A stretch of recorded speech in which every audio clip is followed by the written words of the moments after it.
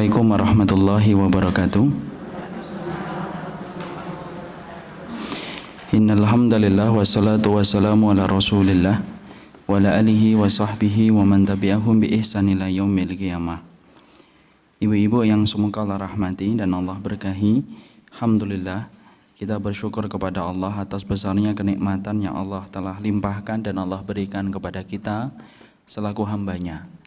Semoga perjalanan ilmu yang kita gali dan kita dapatkan merupakan perjalanan ilmu yang menjadikan kita senantiasa bersyukur kepadanya, karena tidak ada yang gratis di atas muka bumi ini, dan sesungguhnya cara kita membayar semua kenikmatan yaitu adalah dengan menambahkan ibadah, dan ibadah itu perkara yang tidak pernah lepas dari ilmu.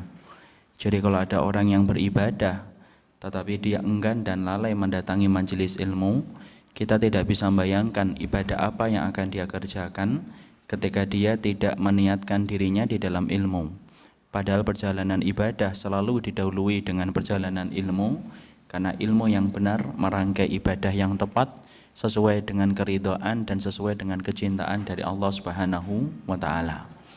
Semoga apa yang kita lakukan dan apa yang kita kerjakan semakin menambah keridhaan Allah, dan semoga semakin menjadikan kita bertambah takut dan bertambah gemetar diri kita dan kalbu kita di hadapan Rabb yang kita harapkan surganya. Jamaah yang semoga Allah rahmati dan Allah berkahi, kita akan melanjutkan kajian kita, yaitu adalah kajian tafsir. Kajian tafsir merupakan salah satu kajian yang sangat direkomendasikan oleh para ulama yang salih terdahulu, karena sesungguhnya kajian tafsir, objek dari kajian kita adalah kalamullah. Dan tentunya ketika kita mempelajari tafsir, kita akan mengetahui apa yang Allah kehendaki di dalam kehidupan kita. Inilah yang menjadikan perjalanan tafsir menjadi salah satu kajian favorit di antara para ulama terdahulu, karena sesungguhnya objek dari pembicaraan kita adalah kalam-kalamnya Allah.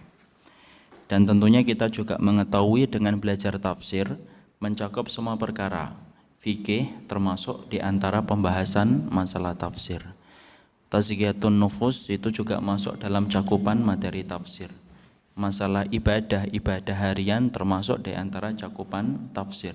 Dan itulah yang menjadikan pelajaran tafsir adalah pelajaran yang paling berharga, walaupun tentunya membutuhkan waktu yang sangat panjang untuk menyelesaikan perjalanan kita mengkaji setiap ayat yang telah diturunkan oleh Allah Subhanahu wa Ta'ala. Makanya kita kalau belajar tafsir itu secara tidak langsung harus minta umur yang panjang.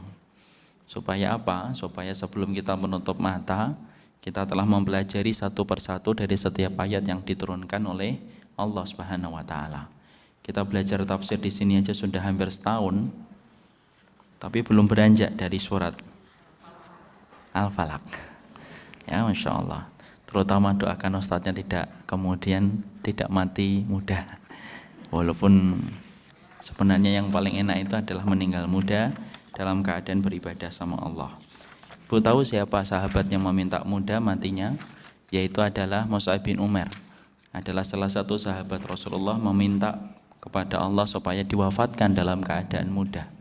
Allah kabulkan kontan. Satu di antara sahabat yang mati muda adalah Mus'ab bin Umair. Barakallahu fiik. Sekarang kita buka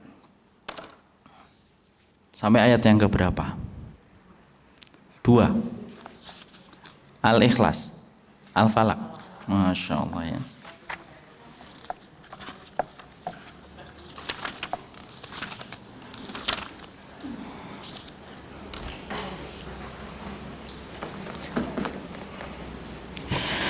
Kita mengetahui bahwasanya keutamaan yang besar adalah keutamaan yang dimiliki oleh surat Al-Falaq. Karena surat Al-Falaq itu bergandengan terus dengan surat An-Nas. Surat Al-Falaq dan surat An-Nas dapat dibilang dalam bahasa keseharian itu adalah saudara kembar yang senantiasa ada setiap waktu dan setiap bersama. Surat Al-Falaq termasuk di antara surat yang paling sering kita baca dalam setiap harian ibadah kita sewaktu-waktu. Kita habis dzikir sholat, salah satunya membaca surat Al-Falaq dan surat An-Nas. Ketika kita dzikir pagi dan dzikir petang membaca Al-Falaq dan An-Nas. Ketika kita sakit, meruqyah diri kita, termasuk di antara surat yang dipakai untuk meruqyah diri kita, surat Al-Falaq dan surat An-Nas. Dan ketika kita mendapati diri kita khawatir akan tertimpa sesuatu, maka kita pun meminta perlindungan kepada Allah, dan perlindungan itu adalah surat Al-Falaq dan surat An-Nas. Inilah yang menjadikan kita mengetahui surat Al-Falaq mempunyai keutamaan yang besar di sisi Allah, walaupun suratnya terdiri hanya 5 ayat. Walaupun 5 ayat mengalahkan keutamaan surat-surat yang lainnya yang terdiri sampai ratusan ayat, itu tidak akan pernah sama dengan keutamaan yang dimiliki oleh surat Al-Falaq, surat An-Nas, dan kemudian surat Al-Ikhlas. Surat Al-Ikhlas 4 ayat, surat Al-Falaq 5 ayat, surat An-Nas 6 ayat. Walaupun mereka pendek, walaupun mereka tidak terlalu panjang sampai begitu mudah kita menghafalkannya, untuk menunjukkan kepada kita keutamaan itu bukan berdasarkan apa yang kita pandang seakan-akan itu utama. Karena kalau kita berbicara tentang utama, harusnya surat-surat yang panjang yang di dalamnya banyak ayatnya itu adalah sesuatu yang utama. Tapi Allah membalik logika kita. Ternyata surat Al-Ikhlas hanya terdiri dari 4 ayat, surat Al-Falaq terdiri dari 5 ayat, dan surat An-Nas hanya terdiri dari 6 ayat. Tapi ternyata dahsyatnya keutamaan 3 surat itu mengalahkan surat-surat yang jumlahnya ratusan ayat. Inilah bagaimana ilmu siap untuk membalik setiap logika dan cara berpikir kita selaku manusia yang sering salah. Maka kita kemudian belajar ayat yang kedua sudah ya. Min syarri ma khalaq sudah. Keburukan makhluk yang diciptakan oleh Allah sudah. Kita akan kemudian melihat dan mempelajari tafsir yang ketiga, yaitu adalah tafsir yang ketiga, wa min syarri ghasikin idza waqab. Allah menerangkan kepada kita pada ayat yang ketiga, setelah kita meminta perlindungan kepada Allah dan meminta perlindungan kepada Allah melalui ayat-ayatnya dan melalui surat-suratnya, maka kita meminta perlindungan kepada Allah yang pertama dari segala keburukan makhluk ketika diciptakan oleh Allah. Dan kita kemarin telah mempelajari apa itu perkara-perkara makhluk yang buruk yang diciptakan oleh Allah, di mana kita telah menjelaskan yang buruk bukan makhluknya, tetapi buruk karena sifatnya menjadi ujian bagi orang yang beriman. Di antara keburukan-keburukan makhluk yang telah kita sampaikan dan telah kita terangkan, kita berlindung diri dari api neraka, kita berlindung diri dari fitnah kubur, kita berlindung diri dari orang-orang yang dari setan ataupun iblis, dan kita berlindung diri dari wali-walinya setan. Dan tentunya telah kita jelaskan panjang lebar dalam pertemuan kita sebelumnya. Sekarang kita berlindung diri setelah ayat yang kedua, kita berlindung diri pada ayat yang ketiga, wa min syarri ghasikin idza waqab. Artinya adalah syarri itu adalah keburukan, ghasikin itu adalah malam, waqab itu artinya ketika gelap. Ya. Jadi yang ketiga adalah kita meminta perlindungan kepada Allah, bahwasanya wa min syarri ghasikin idza waqab, artinya kita meminta perlindungan dari semua kejahatan-kejahatan apabila malam itu telah menjadi gelap gulita. Imam Mujahid kemudian berkata, yang dimaksudkan dengan ghasikin idza waqab adalah malam apabila telah gelap gulita dengan terbenamnya matahari. Sebagian para ulama yang lainnya dalam riwayat Bukhari meriwayatkan dari Ibnu Abi Najih dan Ibnu Abbas dan Muhammad Ka'ab Al-Qurazi, disebutkan bahwasanya malam, ketika dikatakan bahwasanya kejahatan malam apabila telah gelap gulita, yaitu apabila malam apabila ia datang dengan kegelapannya. Kemudian Imam Az-Zuhri menafsirkan bahwasanya artinya wa min syarri ghasikin idza waqab, yaitu adalah matahari apabila telah tenggelam. Sekarang mari kita pelajari di dalam tafsir yang lainnya. Di dalam tafsir yang lainnya disebutkan kenapa kita meminta perlindungan kepada Allah dikhususkan dengan sebuah kata ghasikin idza waqab. Kenapa ada penyebutan kata malam apabila telah menjadi gelap? Karena ternyata kita akan mendapatkan penjelasan-penjelasan dari sunnah dan riwayat-riwayat yang sahihah. Ternyata syaitan ataupun iblis itu memiliki kekuatan yang sangat besar dan berlipat ganda. Itu mereka miliki kekuatan itu ketika di waktu malam. Makanya setan itu keluar dari peraduan-peraduan mereka itu di waktu malam, di mana mereka memiliki kekuatan yang lebih besar. Bukan berarti bahwasanya setan itu tidak datang kepada kita di waktu siang, enggak. Setan pun datang kepada kita di waktu pagi sampai menjelang sore pun datang. Tapi kekuatan mereka menjadi lebih besar ketika di waktu malam. Makanya Rasulullah Shallallahu Alaihi Wasallam sampai beliau meriwayatkan dalam hadis riwayat Muslim, ketika beliau bersabda, "Idza kana junuhum minal laili fakufu sibyanakum." Kalau malam itu kemudian sudah tenggelam, malam sudah datang, matahari sudah tenggelam, fakufu sibyanakum. Sampai Nabi mengatakan, tahan itu anakmu, jangan sampai keluar dari rumah. Jadi kalau matahari lagi tenggelam, ibu jangan biarkan anak kita keluar dari rumah kecuali ke satu tempat, yaitu masjid. Apabila anak itu sudah menjelang, apabila anak itu belum balik. Maka Rasulullah SAW mengatakan, fakufu sibyanakum, tahan anak-anakmu supaya tidak keluar. Kenapa Rasulullah itu melarang anak-anak kita keluar dari rumah ketika matahari tenggelam? Nabi kemudian menjelaskan, fa inna syayatina tangtashiru hina idzin. Karena sesungguhnya setan-setan itu keluar dari peraduannya ketika di waktu malam, ketika datang, ketika matahari tenggelam itu dia keluar, tangtashir. Tangtashir itu keluar, bertebaran dia. Hina idzin, pada saat tersebut. Maka Rasulullah bukan hanya melarang anak kita keluar, bahkan Rasulullah mengkondisikan supaya kita mengkondisikan di dalam rumah itu beda dengan mengkondisikan di waktu siang. Ibu ketika di waktu siang tidak disuruh untuk secara sunnah, tidak ada perintah khusus untuk mematikan lampu dengan membaca bismillah, tidak ada. Tidak ada perintah khusus untuk kemudian menutup perabotan dengan membaca bismillah. Dan tidak ada perintah khusus ketika di waktu malam, di waktu siang ketika ibu tidur untuk kemudian menepuk-nepukkan kasur dengan membaca bismillah. Itu tidak terjadi ketika di waktu siang. Tapi lihat, ketika di waktu malam ada pengkondisian sunnah yang tidak ada pada di waktu siang. Pengkondisian sunnah itu apa? Pengkondisiannya sunnah itu yaitu ketika menutup pintu, Rasulullah mengatakan, wa aqlik babaka wadhkur ismallahi alaihi. Tutup pintu rumahmu dengan membaca bismillah. Matikan penerangan rumahmu dengan membaca bismillah. Wa khammir ina'aka, dan kemudian tutup segala perabotan-perabotan yang kamu miliki dengan membaca bismillah. Ya. Maka ketika tidak mendapati tutup, Rasulullah sampai katakan, kalau kamu tidak dapatkan tutup atas bejana-bejana yang terbuka, balik bejana itu supaya tidak terlihat atau kemudian bagian yang ada. Pengkondisian itu tidak diperintahkan Nabi di waktu siang. Tapi kenapa pengkondisian itu diperintahkan secara khusus oleh Nabi ketika matahari sudah tenggelam? Karena memang waktu malam itu adalah waktu di mana banyak di antara kita yang tidak mengetahui kekuatan setan itu menjadi lebih besar di waktu malam. Saya tidak tahu ya ibu ya, cerita tentang Dracula yang mana kalau di waktu malam jadi kuat. Ya, kemudian di waktu siang dia ketakutan, jauh dari matahari dia takut dengan matahari. Apakah itu karena mereka membaca hadis atau yang lain? Saya tidak tahu. Tapi yang jelas Dracula tidak ada. Itu menunjukkan bahwasanya manusia itu ketika menetapkan hantu itu sesuai dengan kebiasaan saja. Dan yang paling kasihan itu hantu Indonesia. Kalau hantu Eropa itu masya Allah keren banget, pakai jas gitu ya. Masya Allah ya.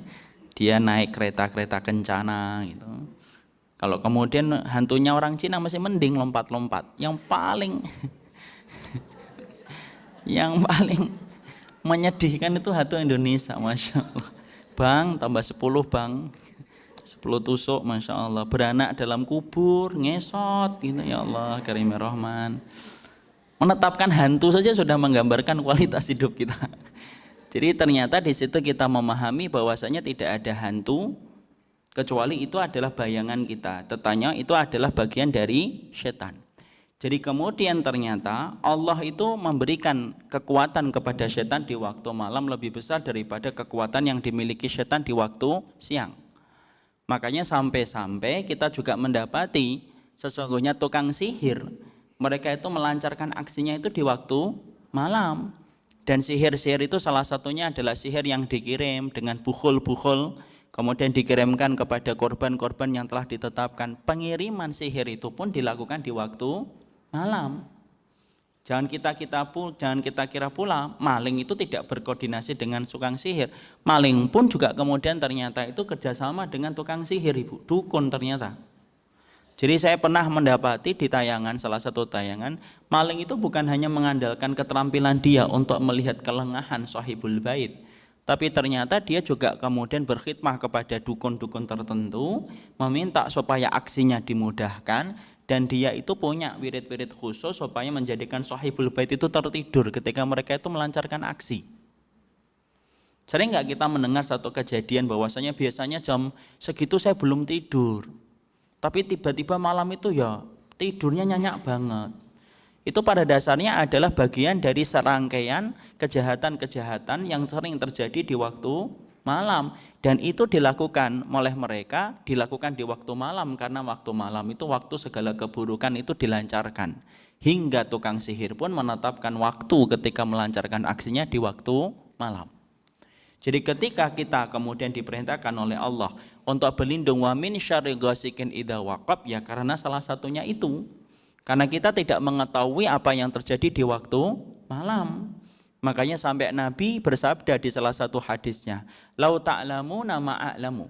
Kalau kalian mengetahui apa yang aku lihat, kalau kalian itu tahu apa yang aku tahu, maka sesungguhnya kalian itu tidak akan pernah berani untuk berjalan di waktu malam dalam keadaan sendirian. Saking perkara itu menakutkan dan saking perkara itu buruk. Ya, kecuali ketika kita beriman akhirnya kita faham, kita berlindung kepada Allah ketika ditakdirkan di waktu malam kemudian kita berjalan. Ya, jadi inilah yang menjadikan akhirnya kita faham kenapa Allah kemudian suruh kita berlindung di waktu malam, karena segala keburukan-keburukan itu dilakukan oleh orang ketika di waktu malam. Oleh karenanya akhirnya kemudian mempersiapkan diri, melindungi diri kita di waktu malam itu lebih banyak daripada kita melindungi diri kita di waktu-waktu yang lainnya. Ibu kalau zikir ketika waktu siang tidak sebanyak zikir di waktu malam. Ibu ketika menjaga dirinya dengan berbagai macam doa tidak sebanyak ketika ibu menjaga dirinya di waktu malam. Kalau sudah di waktu malam itu Masya Allah, memang disitulah penjagaan kita lebih ketat dan penjagaan kita lebih besar, karena keburukan yang dimiliki oleh waktu malam adalah waktu yang betul-betul penuh dengan keburukan bagi yang tidak berlindung kepada Allah Subhanahu wa Ta'ala. Tentunya malam ini para ulama kemudian menjelaskan kapan dimulainya malam. Maka sebagaimana keterangan, dimulainya malam adalah ketika sudah nampak dengan kegelapan, itulah malam. Jadi kemudian itulah malam. Jadi di waktu dimulainya malam ketika matahari sudah tenggelam, di mana kemudian sudah mulai gelap merambah kepada kehidupan, disitulah waktu malam. Jadi kemudian waktu malam dimulai dari hal semacam itu. Kapan kemudian waktu itu kejahatannya sudah mulai memudar? Kejahatan mulai memudar di waktu malam, ketika malam itu sudah mendekati sepertiga malam yang terakhir, itu kejahatannya sudah mulai memudar. Makanya kemudian Allah pun turun ke atas bumi pada waktu malam, pada sepertiga malam yang terakhir. Innallaha tabaraka ta'ala yanzilu ila sama'i dunya kulla lailatin hatta yabqa sulusal akhir. Makanya sampai-sampai Rasulullah SAW bersabda, Allah Ta'ala itu turun ke langit dunia pada sepertiga malam yang terakhir. Sampai kemudian Allah berfirman, siapapun yang meminta kepadaku, aku penuhi, dan siapapun yang berseru kepadaku, aku penuhi segala apa yang mereka seru. Karena kecintaan Allah pada sepertiga malam yang terakhir. Tapi kalau di waktu malamnya, maka kemudian di waktu awal malamnya itulah waktu-waktu semakin kuatnya. Makanya pula di sini kita paham kenapa kita disunahkan segera tidur, supaya tidak terlalu banyak keburukan yang menimpa kepada kita ketika kita menjalankan sunnah Nabi, yaitu di waktu malam segera untuk tidur. Ya, tentunya kita paham ya, malam itu kalau kita kembalikan kepada tata cara Rasulullah SAW, Rasulullah itu membagi malam itu menjadi berapa Ibu? Menjadi 3. Pada waktu habis Isya, maka yang dilakukan oleh beliau itu adalah langsung tidur. Di pertengahan malam kemudian bangun kembali untuk melaksanakan sholat, kemudian setelah itu jangan langsung mantengin subuh, jangan kemudian langsung nunggu subuh. tapi kemudian ambillah bantal, taruh di atas sajadah, ataupun kemudian ibu kembali ke tempat tidur, kemudian ibu tidur kembali. Berikan waktu sekitar 1 jam atau sekitar setengah jam minimal, setidaknya tidur. Kalau kemudian kita sudah kemudian ketika kita tidak punya rasa ngantuk yang menjadikan kita susah tidur, kita kembalikan kepada perkataan para ulama ahlul ilmi yang meriwayatkan dari riwayatnya Ibnu Abbas. Kalau memang kamu enggan untuk tidur karena sudah hilang rasa kantuknya, maka setidaknya usahakanlah kamu berbaring, kamu luruskan punggungmu sampai menunggu subuh. Itulah yang sunnah. Jadi kalau saya duduk gitu di atas sajadah gitu, ya enggak apa-apa, cuma enggak mendapatkan keutamaan.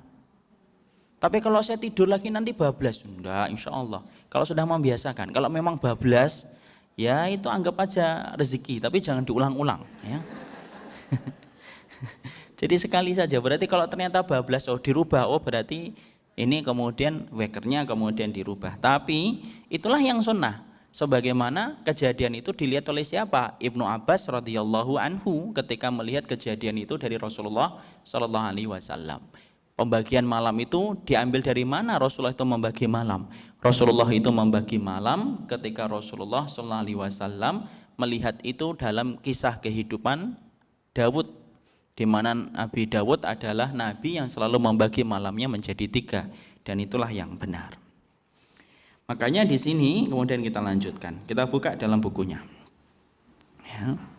Abul Mahzam berkata dari Abu Hurairah, menafsirkan ayat wa min syarri ghasiqin idza waqab, yakni bintang. Ibnu Zaid berkata, dulu di zaman jahiliyah orang Arab itu mengatakan al-ghasiq artinya jatuhnya bintang kejora.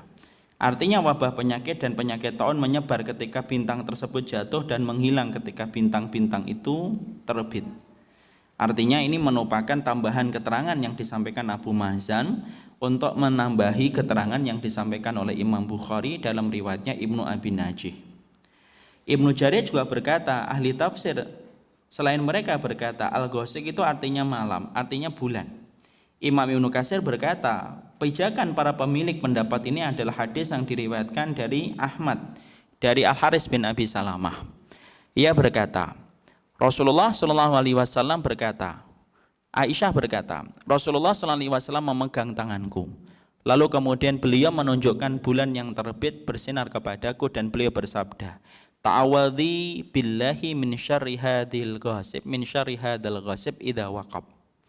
Maka Rasulullah ketika memegang tangannya Ibunda Aisyah radhiyallahu anha, Rasulullah kemudian berkata kepada Ibunda Aisyah, ngajarin doa, ta'awadhi billahi min syarri hadzal ghasib idza waqab. Wahai Aisyah, berlindunglah engkau kepada Allah dari al-ghasiq, rembulan ini apabila ia terbenam. Nah, keterangan-keterangan ini ummahat itu tidak saling bertentangan. Jadi keterangan yang mengatakan malam apabila telah gulita, kemudian bintang kejora, kemudian doa yang disampaikan dari riwayatnya Aisyah radhiyallahu anha, itu tidak bertentangan. Ini yang dinamakan saling menguatkan. Jadi yang dinamakan dengan keburukan di waktu malam, ya keburukan apapun yang bisa terjadi di waktu malam. Makanya sampai Rasulullah Shallallahu Alaihi Wasallam memerintahkan secara khusus kepada Ibunda Aisyah sembari beliau pegang tangannya, lalu beliau bersabda, ta'awadi min syarri hadzal ghasib idza waqab. Wahai Aisyah, berlindunglah kamu dari bulan ini ketika sudah tenggelam, artinya ketika sudah datang malam, berlindunglah dari segala keburukan yang terjadi ketika bulan itu sedang datang, ketika sedang terjadi gelap, maka berlindunglah kamu kepada Allah.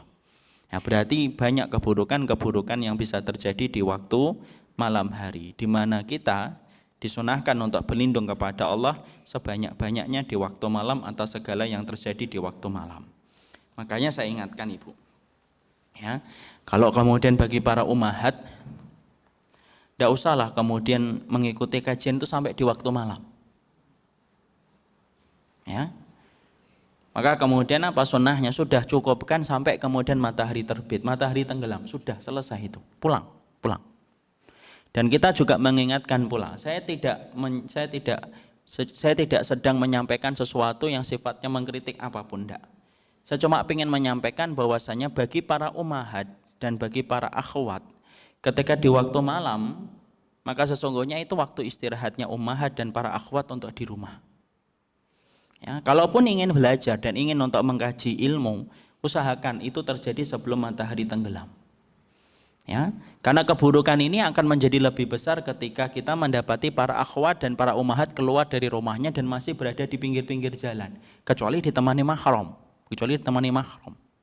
Tapi kalau kemudian harus sendirian mendatangi tempat kajian sampai menyentuh jam 9, setengah 10 sendirian, karena merasa bahwasanya kondisi itu sudah biasa dan lumrah dilakukan oleh masyarakat di sekitarnya, saya menganggapnya, walaupun saya tidak berani mengatakan itu dosa, tetapi dia banyak kehilangan keutamaan yang harusnya dia dapatkan ketika dia di balik dinding rumahnya. Karena sesungguhnya apa? Wanita itu, ibu, setiap waktunya itu akan mendapatkan pahala ketika dia berada di dalam rumahnya, di balik dinding rumahnya. Setiap detiknya akan mendapatkan pahala. Makanya kemudian ada salah satu istrinya Rasulullah Shallallahu Alaihi Wasallam dalam satu riwayat yang sahih, bahwasanya istrinya Nabi Shallallahu Alaihi Wasallam ketika sudah mengetahui Allah menurunkan ayat wa qarna fi buyutikunna, tetaplah kamu itu di rumah saja, maka semenjak saat itu maka beliau menghindari betul untuk keluar rumah kecuali hajat yang sangat penting. Sampai beliau itu berkata, setelah beliau menyelesaikan haji dan umrah, beliau berkata, aku niatkan dan aku azamkan tidak keluar rumah kecuali urusan yang darurat dan urusan yang sangat terpaksa. Dan semoga aku tidak keluar dari rumah kecuali aku telah menjadi mayat. Dan ternyata Allah kabulkan permohonan beliau. Dan beliau tidak keluar rumahnya kecuali urusan darurat, dan sekalinya beliau keluar lagi ketika beliau sudah meninggal dunia. Ini bukan berarti kemudian setiap wanita wajib di rumah, enggak. Tapi setidaknya ibu mulai paham, keberadaan ibu ketika di balik dinding rumahnya itu bukan tidak mendapatkan pahala. Tapi setiap wanita ketika mereka di balik dinding rumahnya, ketika dia niatkan itu adalah karena menuruti perintahnya Allah, maka sesungguhnya itu berpahala.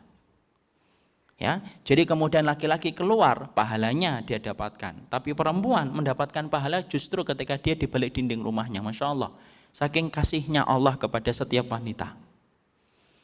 Makanya kalau kemudian kita tidak punya hal yang penting kecuali satu, taklim, dua, silaturahmi, ketiga, mengadakan bakti sosial yang sifatnya membantu kaum muslimin, selebihnya untuk urusan keluarganya dan urusan rumah tangganya, selebihnya tetaplah di rumah. Kenapa? Disitulah tempat wanita dimuliakan oleh Allah Subhanahu wa Ta'ala. Allah tidak pernah memuliakan wanita di tengah pasar.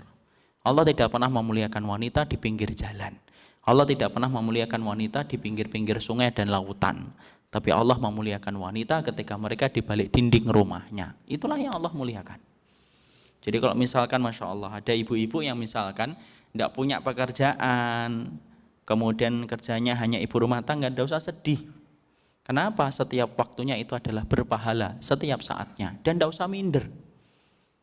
Kamu kegiatannya apa? Ibu rumah tangga, nggak usah gitu. Nggak usah gitu. Bersyukurlah, itu salah satu hal yang luar biasa yang diberikan oleh Allah. Ya, karena sesungguhnya kalau kita dimudahkan oleh Allah di dalam satu perbuatan yang baik, berarti Allah memberikan kebaikan untuk kita. Waktu malam selesai, pulang. Bagaimana dengan wanita bekerja? Wanita bekerja menurut ataupun merujuk kepada Syekh Utsaimin, sesungguhnya fatwa para ulama berbeda-beda pendapat tentang masalah wanita yang bekerja. Tapi wanita pada dasarnya jumhur ulama mengatakan boleh bekerja dengan syarat-syarat yang ketat. Satu, maka betul-betul di situ tidak ada dosa. Dua, tidak ada ikhtilat. Tiga, izin dari suaminya. Empat, tidak melalaikan kewajiban yang paling besar, yaitu adalah mendidik anak-anaknya dan keturunannya. Jangan sampai kemudian kerja anaknya baru 2 tahun, kemudian ibu dudukkan di meja. Tolong ya pahami ibu ya, ibu mau ke kantor ya, kamu yang dewasa di rumah. Ya bisa. Kalau memang kemudian kita mempunyai tanggung jawab yang besar, seluruh para ulama mengatakan mendidik anak tidak bisa dikalahkan dengan kebutuhan kita ketika mencari pekerjaan, kecuali kita mendapatkan pengganti yang baik yang bisa menggantikan posisi kita. Tapi disitulah kita mengetahui bahwasanya apa yang paling utama, tetap wanita itu di balik dinding rumahnya, walaupun kita tidak menyalahkan mutlak bagi wanita yang mereka merangkai ikhtiar untuk mencari rezeki ketika membantu suaminya. Tapi kalau kita kembalikan ibu, rezeki itu sebenarnya terletak kepada rasa qanaah kita. Sudahlah, kalau memang sudah cukup, maka saya yakin insya Allah, maka lebih baik bagi para wanita adalah di balik dinding rumahnya. Makanya bersyukur betul ibu kepada suami-suami ibu. Kenapa saya mengatakan semacam itu? Karena pada dasarnya, insya Allah, nikmat apa yang kurang dari ibu? Ibu ngaji diberikan kesempatan oleh mereka. Mereka yang mencarikan usaha, mereka mencarikan rezeki. Ibu berada di rumah, ibu bisa ngaji ke tempat-tempat yang lainnya. Bensinnya ibu tinggal minta kepada suami. Bannya rusak, ibu milang kepada suami, itu banyak gembes. Allah yang membuatkan itu semuanya melalui perantara seorang suami. Syukurlah kepada suami walaupun mereka ilmunya tidak sepandai ibu ketika ibu memiliki ilmu. Ya, saya yakin mungkin, khusnudon saya, banyak ibu-ibu sekarang itu mungkin ilmunya lebih dahsyat daripada para bapak-bapak. Tiap hari ngaji kok, Senin sampai Jumat full time. Jadi sampai kemudian akhirnya apa? Semua mana-mana itu ngaji. Tapi bukan berarti ketika sudah ngaji berarti menjadikan kita akhirnya hilang rasa syukur kita kepada suami. Ibu tahu nggak, ada sebuah kisah nyata. Walaupun tidak ada kaitannya dengan tafsir, tapi ini penting. Ada salah satu ikhwan itu cerita. Dia berkata, saya sekarang dekat dengan majelis ilmu. Tapi beliau kemudian mengatakan, tahu nggak Ustadz, saya pernah trauma kalau mendengar kata kajian. Saya kaget. Baru kali ini saya mendengar kata trauma dengan kata kajian. Bapak apa? Trauma Ustadz. Trauma apa? Kalau dengar ada kata kajian. Masya Allah ya. Orang itu trauma kecoa, ketinggian. Ini trauma dengan kata kajian. Orangnya ada orang Jakarta Pusat. Kemudian akhirnya terjalin kami komunikasi dan ngobrol dengan beliau. Apa yang menjadikan beliau trauma? Karena kemudian beliau ini menikah dan telah mendapati istrinya ngaji. Istrinya ikut kajian dan ternyata percepatan istrinya itu luar biasa ketika kemudian beliau akhirnya mendapatkan ilmu. Itu merupakan bentuk hidayah dan kita bersyukur. Kita bercerita ini untuk ngambil hikmah, bukan untuk memvonis salah satu di antara mereka. Istri mengalami percepatan yang luar biasa ketika dia sudah ngaji, ya. Akhirnya percepatan itu biasanya apa? Ditransferlah seorang istri di atas kajian yang dia dapatkan. Selalu kan istri itu terkadang lupa sifat ma'rufnya. Apa yang dia dapatkan di kajian, dia ingin mendapatkan itu pula di dalam rumahnya. Kenapa? Semangatnya mengganti hari yang kelam, ketika belum paham ilmu, sekarang sudah paham ilmu. Dan kemudian ketika pulang ke rumah, dia selalu mengharapkan bayangan ideal yang dia dapatkan di kajian itu akan dia dapatkan di rumah. Tapi apalah daya, sang suami hanyalah seorang laki-laki di akhir zaman yang penuh keterikatan dengan banyak hal dan penuh dengan kekurangan. Sang ikhwannya ini. Dan ternyata sang suami selalu sibuk dengan urusan kantornya karena saat itu hidayah belum menyapa hatinya. Apa yang terjadi? Maka setiap pulang selalu kemudian tensinya itu naik kalau setiap pulang. Dan selalu terjadi pertengkaran. Kenapa? Karena sang istri mengharapkan apa yang dia dapatkan dalam kajian, itulah yang kemudian harus dia lakukan di dalam rumah. Tidak salah. Percepatannya 80 km per jam. Tapi apalah daya, sang suami baru 10 km per jam. Kalau kata orang Jawa kebel-kebel. Ya. Maka kemudian akhirnya sang suami kemudian akhirnya bertengkar terus dengan sang istri. Kenapa? Sang istri mengharapkan bayangan ideal itu terjadi dan dia mengharapkan, Mas kamu itu jadi imam, kamu itu yang nyelamatin kehidupan akhirat saya dan harusnya kamu itu punya ilmu. Harusnya kamu bisa begini, harusnya kamu sudah bisa begini. Kenapa? Aku tidak mau waktu yang tersisa ini kemudian terbuang sia-sia ketika kamu masih begini-begini aja. Sekali lagi ya, kita tidak menyalahkan. Ini percepatan mungkin, tapi sifat lupa, keluasan. Orang itu sekarang banyak orang yang lakuin sunnah tapi hilang sifat luwesnya. Padahal luwes itu merupakan bagian dari sikap sunnah. Namanya apa? Samhah. Itu namanya luwes. Ya, luwes dia sikap luwesnya hilang. Akhirnya apa yang terjadi? Akhirnya pertengkaran. Akhirnya setiap saya kemudian WhatsApp istri saya, kamu lagi di mana? Kajian. Wah, udah saya deg-degan. Dan ini betul. Dan kemudian saya selalu tanya, tema kajiannya apa hari ini? Kenapa? Pasti nanti pertengkaran sesuai dengan tema kajian yang dia dapatkan hari ini. Masya Allah. Masya Allah ibu, ini hak wallahi itu ada orangnya. Dan akhirnya apa? Akhirnya kemudian terjadilah apa yang terjadi sampai kemudian akhirnya kapal itu karam, kandas. Qadarallahu ma yasha, kandas. Dan apa yang terjadi? Yang terjadi adalah beliau akhirnya tidak kuat. Makanya di awal-awal beliau berpisah, beliau selalu trauma mendengar kata kajian. Setiap di grup di situ ada yang nge-share kajian ilmiah, live dia langsung. Karena tidak kuat. Sampai akhirnya beliau tersentuh dengan salah satu kajian dan kemudian beliau datang, kemudian datang lagi dan akhirnya sampai sekarang saya akrab dengan beliau. Tapi yang membuat saya ngambil pelajaran, Masya Allah, ya, disitulah kita paham. Ibu ketika hari ini sudah bisa ngaji, tolong sertakan doa untuk suaminya ibu, karena sesungguhnya mereka lah yang mewujudkan ini semuanya terjadi dalam kehidupan ibu. Masih banyak wanita yang mereka itu tidak sempat untuk belajar. Saya pernah mendapati seorang ibu-ibu di Kebayoran, habis isya jualan ibu sayur. Ibu tahu yang namanya waktu malam itu tidak selamanya cerah. Ya kan, kita disunahkan di sini tidur, beliau tidak tidur habis isya. Beliau jualan sampai subuh. Kalau hujan hanya ditutupi kresek di kepalanya itu. Jualan dia. Pagi habis subuh pulang katanya. Kemudian ngapain bu? Masak. Suaminya tukang ojek. Masak, kemudian suaminya pergi ngojek, kemudian anaknya sekolah, tidur dia sampai duhur. Berangkat ke pasar Rebu, ke pasar induk. Nanti pulang sebentar, mandi, berangkat ke pasar Kebayoran Lama. Jualan itu. Sempat ngaji bu? Nggak sempat ngaji mas, kapan mau ngaji? Coba Masya Allah. Saya kemudian bayangkan para wanita yang mereka datang ke kajian dalam keadaan tenang, walaupun di rumahnya kadang-kadang tidak sesuai dengan harapan kita, tapi pikirkanlah, jangan sampai kita amnesia total terhadap kebaikan sang suami. Jadilah akuntan paling handal ketika mengingat kebaikan suami. Barakallahu fikum. Kita teruskan, itu tambahan saja.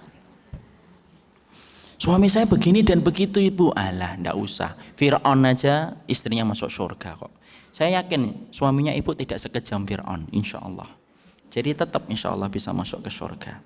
Dan tidak usah mengharapkan suami kita kayak Rasul kalau diri kita tidak sebagaimana Khadijah. Maka di situ kita mendapati bahwasanya ternyata Rasulullah SAW memerintahkan ibunda Aisyah untuk berlindung diri dari keburukan di waktu malam. Semua riwayat ini semakin menegaskan kepada kita tentang satu faedah, bahwasanya keburukan itu banyak terjadi di waktu malam dan banyak kejahatan itu dilakukan oleh para wali-walinya, oleh para pembela-pembela kejahatan dilakukan di waktu malam, dan itu tidak terjadi di waktu siang. Makanya setiap waktu malam bersiaplah dengan tata cara sunnah supaya kehidupan malam kita menjadi kehidupan malam yang betul-betul terjaga dan kita mendapatkan kebaikan akhirat kita ketika kita menjaga paruh waktu di mana kita sudah disuruh oleh Nabi untuk berlindung dari segala keburukannya di waktu malam.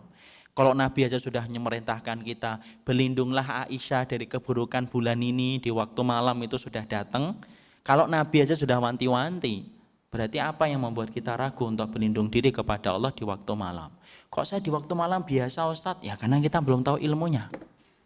Makanya sampai Rasulullah tadi kan mengatakan, kalau kalian tahu apa yang aku lihat di waktu malam, pastilah kalian tidak akan pernah mampu berjalan sendirian di waktu malam. Nah sekarang mari kita bahas sebentar. Apa sih sunnah-sunnah yang bisa kita maksimalkan di waktu malam?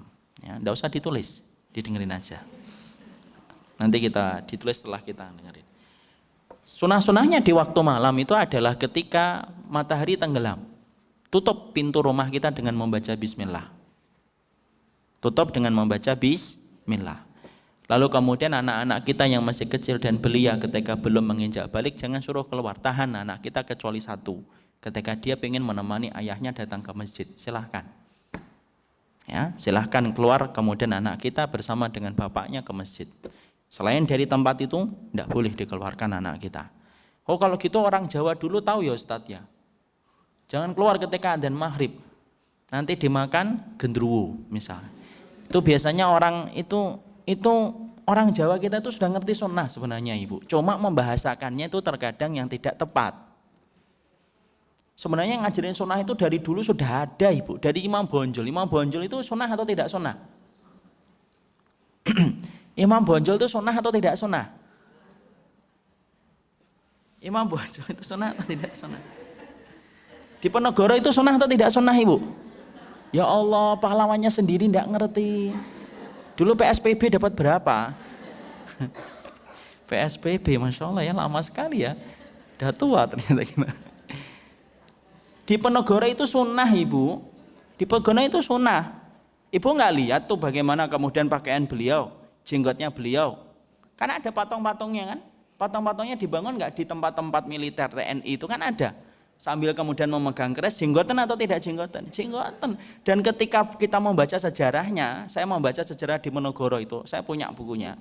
Itu dari keluarganya, alasan di Penogoro berperang melawan Belanda itu gara-gara makam neneknya dijadikan jalan. Itu salah besar, itu fitnah kepada di Penogoro. Karena alasan beliau tidak serendah itu gara-gara masalah kuburan kemudian beliau mengangkat senjata. Kok serendah itu? Enggak. Alasan di Penogoro ketika kemudian beliau itu berjihad melawan Belanda karena beliau melihat itulah bahasa yang bisa dipahami orang-orang Belanda saat itu. Karena apa? Orang Belanda tidak bisa memahami bahasa akhlak dan kesantunan. Makanya kita harus pahami Bu, tidak semua orang kafir itu ngerti tentang bahasa ilmu dan tidak semua orang kafir itu ngerti tentang bahasa akhlak. Makanya dalam Islam kenapa ada jihad? Karena banyak orang kafir yang mereka tidak bisa memahami dengan bahasa akhlak. Ya. Makanya kemudian di Penogoro itu kemudian beliau berjihad. Sama dengan Imam Bonjol. Imam Bonjol disebutnya dengan apa? Kaum Wahabi kan?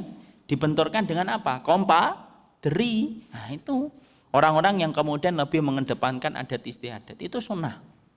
Jadi orang tua kita ketika dulu ada beberapa hal yang sunnah. Salah satunya ketika mereka melarang kita keluar dari rumah ketika di waktu maghrib. Itu bagian dari sunnahnya Rasulullah Sallallahu Alaihi Wasallam. Kemudian kita disunahkan ketika habis maghrib, belum diperintahkan untuk ini. Tapi diperintahkan ketika habis maghrib menjelang isya itu diperintahkan banyak-banyak untuk membaca Al-Quran. Jadi kalau kita perhatikan dalam buku Satu Hari Bersama Rasulullah, Nabi itu ketika antara maghrib dengan isya maka beliau tidak pulang. Beliau di rumahnya, beliau di masjidnya, kemudian beliau menghabiskan dengan bersama Al-Quran sampai isya. Sama dengan waktu ketika habis subuh. Rasulullah tidak pernah keluar dari masjid ketika habis sholat subuh kecuali ketika matahari sudah terbit. Itu Rasulullah dan itu dilakukan dan diikuti oleh mayoritas sahabatnya. Salah satunya Abdullah bin Mas'ud dan Ibnu Abbas, Ibnu Umar. Mereka tidak pernah keluar dari Masjid Nabawi ketika habis sholat subuh kecuali matahari sudah terbit. Sebagaimana kalau kita umrah itu Ibu. Umrah kan kita duduk, kemudian kita nungguin zikir sampai buka itu nah, baru kemudian kita sholat jalan. Itulah yang dilakukan Nabi ketika di waktu paginya. Habis maghrib sampai kemudian isya, beliau kemudian berdiam diri di masjid. Kalau kemudian ada perkara yang penting, kata para ulama, ketika berurusan dengan masalah jihad di hari esok, misalnya jihad, besok ini jihad, entah perang Badar, entah perang Uhud, maka Nabi tidak bersama dengan Al-Quran. Tapi Nabi kemudian membicarakan strategi peperangan hari esok bersama dengan para sahabat-sahabat besarnya. Dan para sahabat yang lainnya itu ngumpul. Dan kita harus paham, masjid itu menjadi sentral semua kegiatan, seluruh kegiatan para sahabat di Madinah itu terjadi di masjid. Makanya sampai Imam Auza'i rahimahullahu ta'ala berkata, sesungguhnya kalau kamu ingin melihat ciri khasnya kehidupan para sahabat itu tidak pernah lepas dari masjid. Ya, maka kemudian sampai isya. Isya kemudian apa? Disunahkan habis isya sholat bergegas pulang. Tidak disunahkan berbicara. Lal muhadasa badal isya. Tidak ada pembicaraan habis isya itu. Sunahnya untuk pulang habis isya itu. Makanya kalau kemudian habis isya pulang segera. Kecuali karena urusan ilmu dan karena urusan jihad. Rasulullah pernah cerita tentang panjang lebar tentang masalah Yahudi dan masalah tentang hari kiamat itu habis isya sampai menjelang subuh. Selain itu Nabi tidak pernah bicara panjang lebar ketika habis isya. Jadi habis isya nanti suruh suaminya langsung pulang. Kecuali mau beli nasi goreng ya silakan. Tapi kalau kemudian tidak, pulang bang. Itu boleh dituntut, pulang bang. Kalau tidak ada kajian, tidak ada apa-apa, suruh pulang. Karena apa? Sunahnya untuk di rumah. Balik pulang. Kemudian disunahkan bagi kita ketika sudah habis isya, disunahkan. Yaitu adalah mempercepat sholat witir apabila kita khawatir tidak mampu bangun di tengah malam. Siapa sahabat yang selalu melazimi sholat witir sebelum tidur? Sahabat Abu Bakar radhiyallahu anhu. Sahabat Abu Bakar radhiyallahu anhu adalah seorang sahabat yang beliau melazimkan sholat witirnya sebelum tidur. Beda dengan sahabat Umar.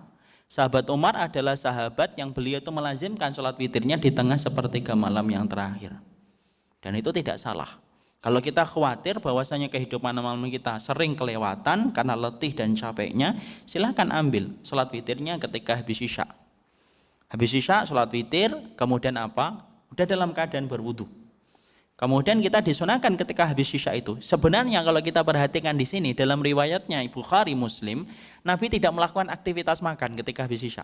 Dan Nabi jarang disebutkan dalam riwayat melakukan aktivitas makan habis maghrib. Jadi kalau para dokter ahli medis sekarang mengatakan pola kehidupan sehat dimulai berhenti dari makan malam, kan gitu ya? Bagi yang diet-diet, ya jangan pura-pura enggak tahu ya, karena pasti tahu. Jadi kemudian ketika kita selalu mengatakan saya sudah tidak makan mbak, sudah jam 7. Itu Rasulullah sudah melakukannya 1400 tahun yang lalu. Ibu coba perhatikan, ada enggak riwayatnya Nabi makan habis isya? Tidak ada. Tidak ada riwayat itu. Kalau kemudian Nabi diundang itu selalu diundang oleh para sahabatnya itu di waktu malam. Pernah ada satu kisah, ada seorang sahabat Ansor yang memanggil. Tapi itu terjadi habis maghrib, kata satu riwayat. Tahu kan satu riwayat yang Allah tersenyum kepada seorang Ansor ketika kemudian dia tidak memiliki makanan, tapi menjamu tamunya Rasulullah. Kemudian dia ketika tamunya datang dia mematikan lampu. Nah itu para ulama menerangkan itu waktu habis maghrib. Ada yang mengatakan habis isya, tapi kemudian lebih ini itu adalah habisnya itu habis maghrib, dijamu kemudian mereka sholat. Artinya di situ kemudian habis isya sebenarnya tidak ada aktivitas makan. Walaupun kalau makan boleh atau tidak Ustaz? Boleh, bukan menjadi haram. Makruh? Enggak. Tapi kalau kemudian kita melihat bagaimana Rasulullah ketika beliau mengkonsumsi makanan, beliau tidak melazimkan dan tidak merutinkan makan habis isya. Kemudian sholat, kemudian apa yang disunahkan? Kemudian mulai matikan lampu-lampu. Kalau dulu penerangan dengan membaca bismillah. Dengan membaca bismillah. Kenapa? Kita betul-betul menjaga rumah kita ini. Menjaga rumah kita dari segala macam gangguan setan yang sudah keluar dari peraduannya ketika matahari tenggelam. Makanya kita ekstra, berzikirnya di waktu malam itu lebih ekstra. Kemudian kita nutup pintu membaca bismillah. Bismillah, nutup. Kemudian matikan. Bismillah, matikan. Kemudian bejana-bejana ketika sudah ini tutup, baca bismillah. Kalau enggak, balik. Kemudian setelah itu kalau kita batal, wudhu kembali. Karena apa? Karena sesungguhnya itulah yang akan menjadikan malaikat tidur untuk menjaga kita sampai di waktu paginya. Kemudian menepuk-nepukkan tempat tidur dengan membaca bismillah, karena kita tidak tahu siapa yang menempati tempat itu sebelum kita menempati tempat itu. Kemudian disunahkan setelah menempuk-nempuk tidur, disunahkan ngobrol sebentar dengan istrinya, ngobrol sebentar dengan suaminya. Karena apa? Rasulullah melakukan itu dalam satu riwayat ketika Ibnu Abbas menyampaikan itu dari riwayatnya Maimunah. Jadi Rasulullah itu ketika pulang dari masjid melakukan apa yang tadi kita sebutkan, kemudian Rasulullah itu bicara dengan Maimunah. Siapa ini Maimunah? Bibinya Ibnu Abbas radhiyallahu anhu. Maka kemudian Rasulullah SAW cerita. Maka disitulah kita cerita, disitulah kemudian kita mendengar. Sang istri kemudian cerita, kemudian sang suami mendengarkan. Sebagaimana Rasulullah mendengarkan. Ibunda Aisyah itu pernah cerita panjang tentang laki-laki dan Rasulullah mendengarin, tidak ada yang disela. Ya, didengerin saja, walaupun ternyata kadang-kadang tidak penting yang dibicarakan, ya. Tapi sunahnya untuk mendengarkan. Kemudian disunahkan setelah itu siap-siap, prepare untuk kemudian tidur. Sebelum tidur ada zikir lagi. Zikirnya apa? Yaitu disunahkan untuk membaca Al-Baqarah. Kalau kita tidak mampu karena lebih dari 2 juz dan kita masih Iqra 5 misal, dan itu terlalu panjang, maka disunahkan dalam riwayatnya Abdullah bin Mas'udin radhiyallahu anhu kemudian membaca 10 ayat saja. 10 ayatnya itu yang mana? 4 ayat yang pertama, kemudian ayat kursi, kemudian 2 ayat setelah ayat kursi, kemudian 3 ayat yang terakhir. Ya. Kenapa kita kemudian disunahkan untuk membaca itu? Karena untuk menjaga rumah kita dalam satu hari, terutama di waktu malam. Dan itu terjadi dan itu bisa terwakili seluruh ayat di dalam surat Al-Baqarah terwakili pada 10 ayat. 4 ayat yang pertama, ayat kursi, 2 ayat setelah ayat kursi, dan kemudian 3 ayat yang terakhir. Setelah itu kemudian kita berzikir. Zikirnya apa? Dzikirnya ketika kita dzikir membaca Al-Ikhlas, Al-Falaq, An-Nas, membaca ayat kursi. Makanya Masya Allah rangkaian kok banyak Ustadz? Ya karena gangguannya banyak di waktu malam. Dan kita harus pahami Bu, jangan pernah kita merasa terlalaikan dan terlenakan. Bahwasanya seakan-akan tidak mungkin sihir itu menimpa kita. Jangan, kenapa? Fitnah yang tidak pernah absen dan fitnah yang tidak pernah cuti dalam setiap waktu itu fitnah sihir itu tetap ada. Tidak pernah berhenti. Terutama saya ingatkan, ketika ibu memiliki seorang suami di mana pekerjaannya sangat penuh resiko ketika banyak berhadapan dengan orang. Makanya meruqyah, ajak suaminya itu ruqyah. Ajak suaminya itu ruqyah. Diri sendiri saja, meruqyah itu yang paling baik diri sendiri, Bu. Meruqyah itu yang paling baik diri sendiri itu yang paling baik. Dan cara meruqyah diri sendiri itu gampang. Bacain ayat, usapkan ke bagian tubuh. Itu meruqyah diri kita dan tidak ada pengkhususan surat-surat tertentu dan tidak ada pengkhususan ayat-ayat tertentu. Membaca itu kemudian tidur. Kemudian apa sunahnya ketika tidur? Sudah, ketika tidur kalau mereka menjumpai mimpi yang buruk, kalau menjumpai mimpi yang buruk disunahkan untuk diam, tidak usah cerita. Bangun, kemudian beludah ke kiri 3 kali. Kalau mimpi yang buruk tidak usah diceritain. Beludah ke kiri itu simbolnya, bukan ludah beneran, ya. Takutnya suaminya ada di kirinya ibu, bangun dia. Tidak usah kemudian terlalu demonstratif, gitu tidak usah. Nantinya kemudian simbol saja. 3 kali, kemudian membaca a'udzubillahi minasyaitonirrajim. Dan ingat, mimpi yang buruk tidak usah diceritakan. Kenapa? Datangnya dari syaitan. Ya. Kemudian ketika kita tidur, kemudian semacam itu bangun. Dan ketika bangun, apa yang disunahkan? Ketika bangun disunahkan bagi kita, jangan langsung berdiri. Disunahkan bagi kita ketika bangun, dalam riwayat Ibnu Abbas tadi, masih dilanjutkan. Nabi ketika bangkit dari tidurnya, maka Nabi duduk. Tidak langsung berdiri. Makanya kalau dokter hari ini bilang, supaya enggak migrain itu kalau bangun jangan langsung, kalau tidur itu kalau bangun jangan langsung berdiri. Tapi duduk dulu, itu sudah dilakukan Nabi. Jadi kemudian tidur, kemudian duduk dulu, mengusap wajah. Lalu kemudian melihat ke atap rumah, yaitu melihat ke atap-atap rumah. Kemudian membaca 10 ayat yang terakhir dalam surat Ali Imran. Ini biasanya suka lupa. Kenapa lupa? Belum terbiasa. Caranya, triknya, ibu tulis itu di samping tempat tidur. Membaca 10 ayat yang terakhir ketika habis tidur.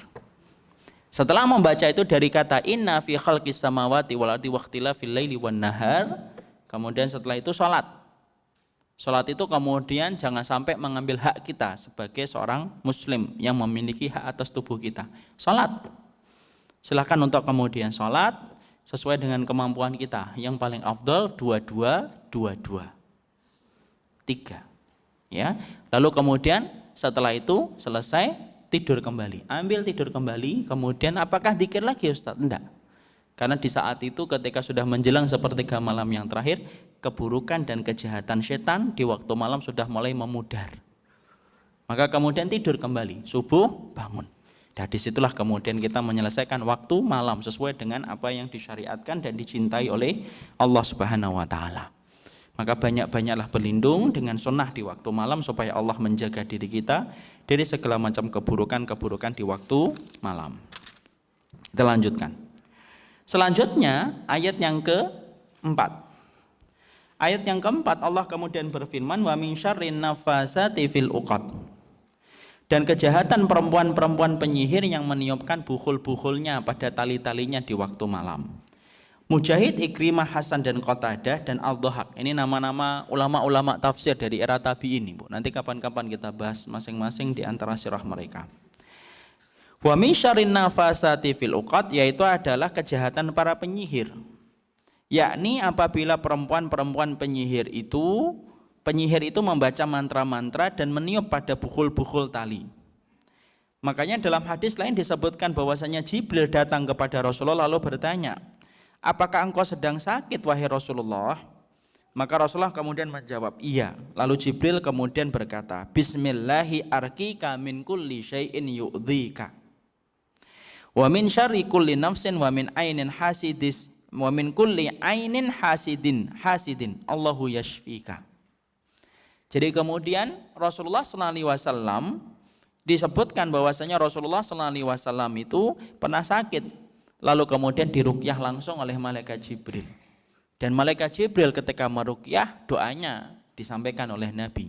Bismillahi arkika min kulli syai'in yu'dhika wa min kulli syarrin wa min syarri kulli nafsin au ainin hasidin. Ya Rasulullah, dengan menyebut nama Allah, aku meruqyahmu dari segala penyakit yang mengganggumu, dari segala kejahatan orang yang dengki dan ain. Semoga Allah memberikan kesembuhan kepada dirimu. Nah, di sini kita mendapati tukang sihir itu ada. Kenapa yang disebutkan di sini wa min syarrin naffasati fil uqad? Kenapa dari kejahatan perempuan-perempuan penyihir? Disebutkan kata perempuan tidak menafikan tukang sihir dari kalangan laki-laki. Artinya tetap ada.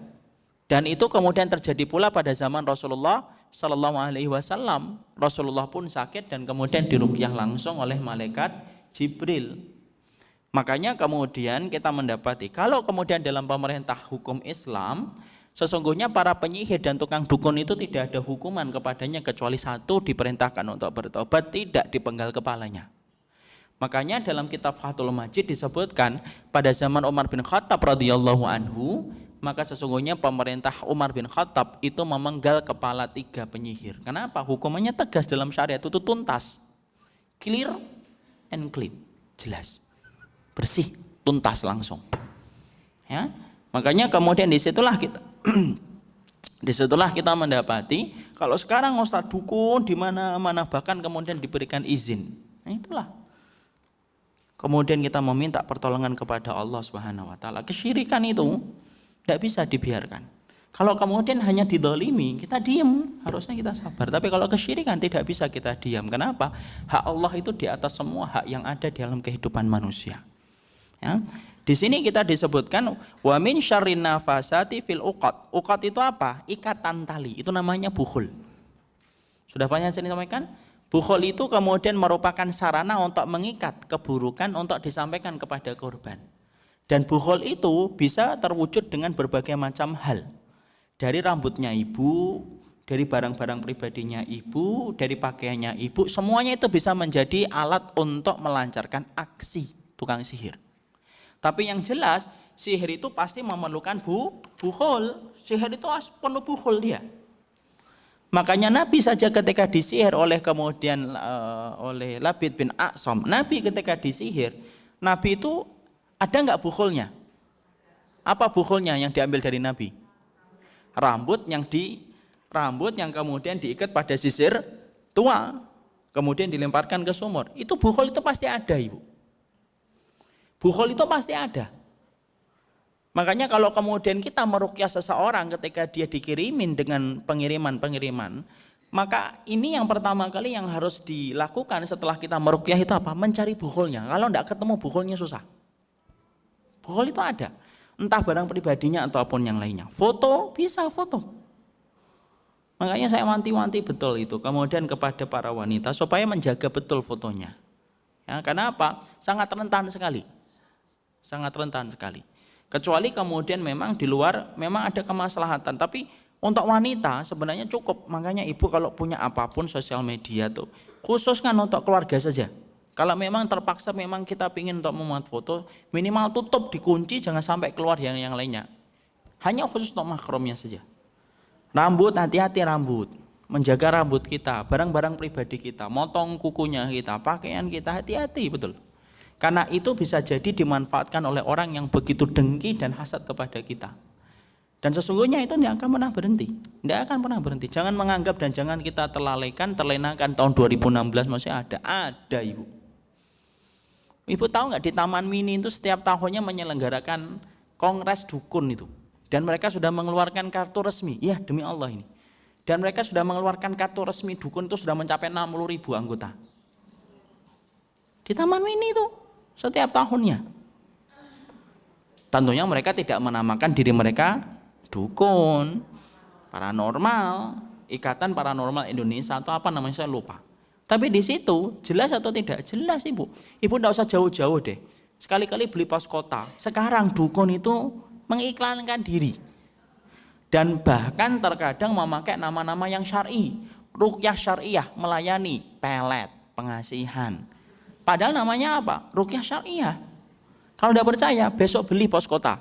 Buka itu iklannya. Nanti kalau dapat foto kirimkan ke saya. Itu ada, Ibu.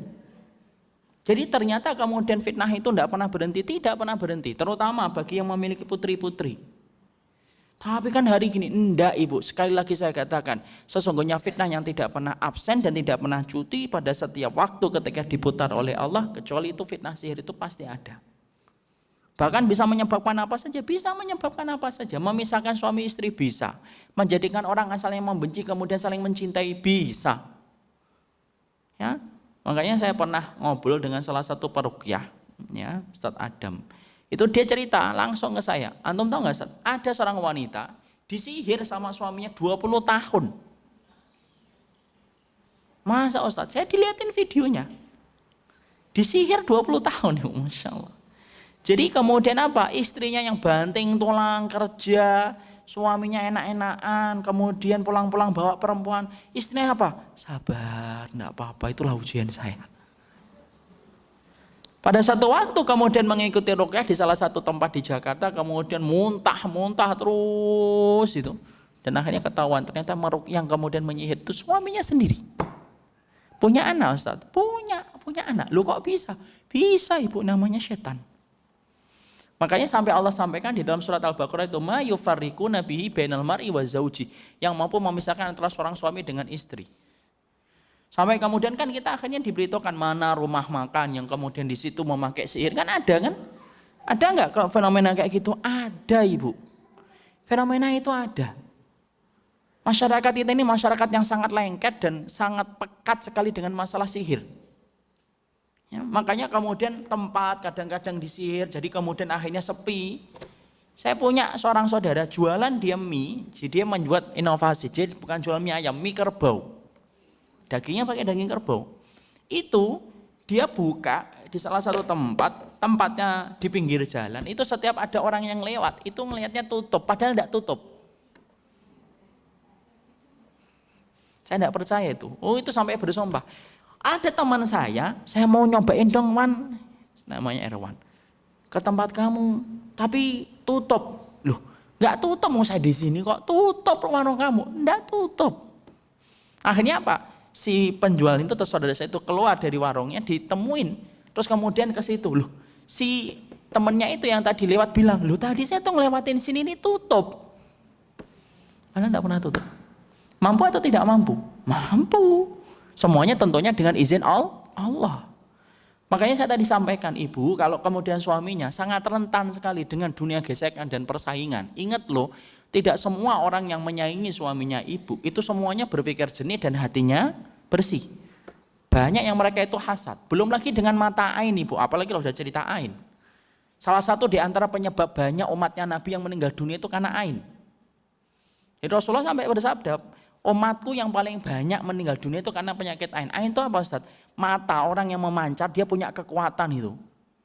Dimana ketika punya kekuatan tanpa disadari oleh orang yang punya kekuatan sering berkata-kata, komentar itu yang bisa menjatuhkan musibah bagi orang yang dia komentarin. Itu ain itu. Pernah nggak kita mendapati ada orang, wih rambutnya bagus, lupa dia menyebutkan nama Allah. Setelah itu orang yang dipuji rontok itu rambutnya. Itu ain itu. Nah, kalau ain ini panjang sebenarnya, biar dibahas sama satu-satu yang kemudian bisa ngeruqyah. Tapi kalau saya bahas ain ini panjang. Jadi ternyata sampai kemudian Nabi saja diruqyah oleh kemudian malaikat Jibril apa? Min kulli syai'in yu'dhika min syurri kulli nafsin au min ainin hasidin. Mata yang hasad.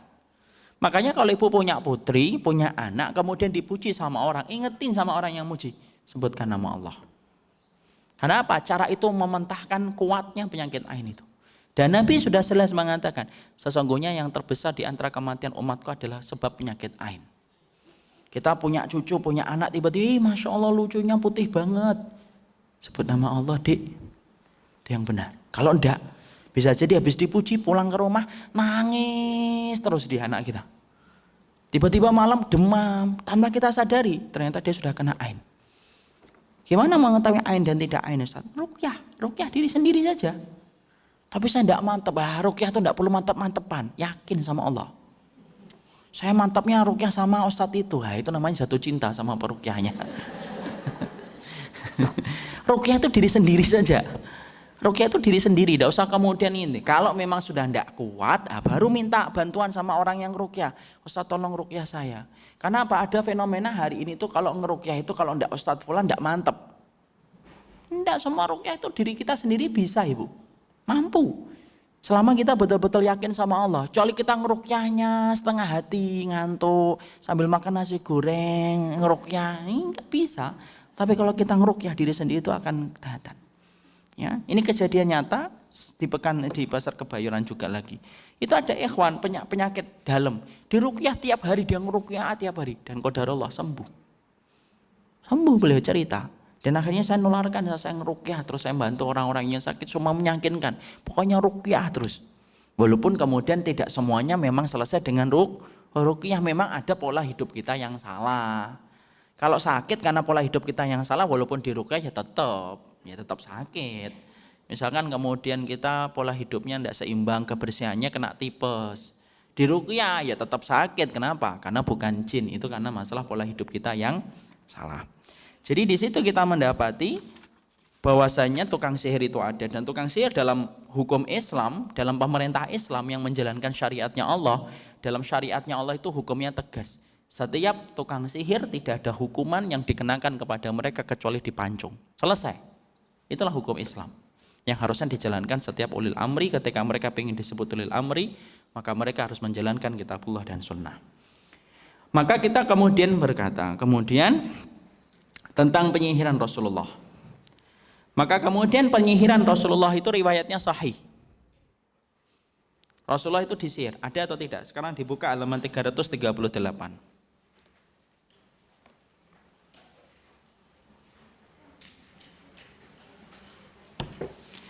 Di sini kita akan belajar bahwasanya Rasulullah SAW disihir oleh seorang laki-laki yang bernama siapa? Yang bernama Labid bin A'sam. Jadi Rasulullah kemudian disihir sama siapa? Seorang Yahudi. Dan sihir yang kemudian mengenai kepada Rasulullah itu sihir yang termasuk sihir yang berat. Apa sihir yang mengenai Rasulullah yang paling berat? Yaitu adalah sihirnya beliau seakan-akan telah mendatangi istri-istrinya, padahal beliau tidak mendatangi istri-istrinya. Ini sihir yang berat.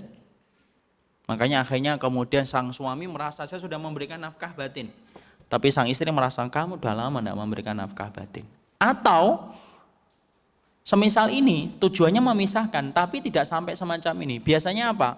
Sang suami punya kebencian yang sangat luar biasa kepada istrinya tanpa sebab. Ataupun istrinya punya kebencian luar biasa kepada suaminya tanpa sebab. Itu termasuk di antara sihir. Kok saya tiba-tiba sepekan ini kok benci banget yang lihat suami saya? Emang kenapa? Kasar? Enggak. Emang kenapa? Nakal? Enggak. Pokoknya benci aja, hati-hati itu. Kecuali kita kemudian benci sama suami kita karena suami kita 3 hari 3 malam tidak pulang, itu beda. Tapi kalau kemudian ini tanpa sebab, itu bisa berubah tiba-tiba. Kemudian dalam satu peristiwa itu bisa berubah fisiknya, tampak hitam, tampak kucel. Kok suami saya kucel banget ya? Padahal suaminya rapi. Kok suami saya tampak hitam banget ya sekarang ya? Padahal suaminya putih. Nah itu hati-hati. Kecuali memang hitam ibu, maka katakan itu hitam. Tapi kemudian kalau suami kita itu berubah total. Saya pernah cerita nggak yang kemudian di daerah Bintaro itu kan? Daerah Bintaro kemudian tiba-tiba istrinya marah-marah di waktu malam tanpa sebab. Sampai suaminya bingung, sampai suaminya nelpon saya, sampai saya bilangin, coba setelin lagu. Ada nggak situ radio? Ada Ustaz. Setelin yang kenceng banget. Istrinya enggak, kemudian marah-marah. Sekarang dimatiin, setelin murotal. Baru dinaikin volumenya, marah-marah. Di ujung telepon itu sampai kedengaran. Matikan, kalau enggak saya banting audio kamu. Dan itu dengar sampai Bekasi. Ya. Karena lewat telepon. Iya lewat telepon ibu. Itu dengar. Itu terdengar, saya jadi kayak sutradara, saya mengarahkan, udah gini aja Pak. Dia tenangkan aja. Pagi tak suruh ngeruqyah dan diruqyah. Dan akhirnya diruqyah di Cililitan, dulu kan ada pusat ruqyah di situ. Enggak tahu kalau sekarang sudah pindah. Kemudian diruqyah di situ oleh seorang wanita karena beliau perempuan, dan ketika diruqyah ternyata dapat. Siapa? Yaitu adalah teman laki-lakinya yang senang sama beliau. senang sama perempuan ini, kemudian pingin supaya ini pisah dengan suaminya. Sampai sedahsyat itu? Iya. Makanya kemudian Allah abadikan surat Al-Falaq supaya kita abadi mengingat kejahatan iblis dan wali-walinya iblis. Ya. Makanya penyihiran kemudian Rasulullah ini kemudian apa? Yaitu adalah disihir oleh siapa? Labid bin A'sam. Dari mana? Dari Bani Zuraiq. Dia itu merupakan salah satu di antara pembesarnya Bani Yahudi. Ya, maka kemudian disihirnya lewat apa? Fi mustin wa musyaqatin. Sesungguhnya Rasulullah SAW yaitu disihirnya pada sisir dan rontongan rambut. Tuh, rontongan rambut. Makanya ibu kalau kemudian sisiran, kalau sisiran insya Allah lah. Kalau kemudian apa itu potong rambut, usahakan di tempat-tempat muslimah lah. Dan saya ingatkan loh ibu, kalau kemudian ibu bersama dengan wanita yang bukan muslimah, itu ibu tidak boleh membuka auratnya, walaupun sesama perempuan, tapi kalau dia orang non muslim tidak boleh.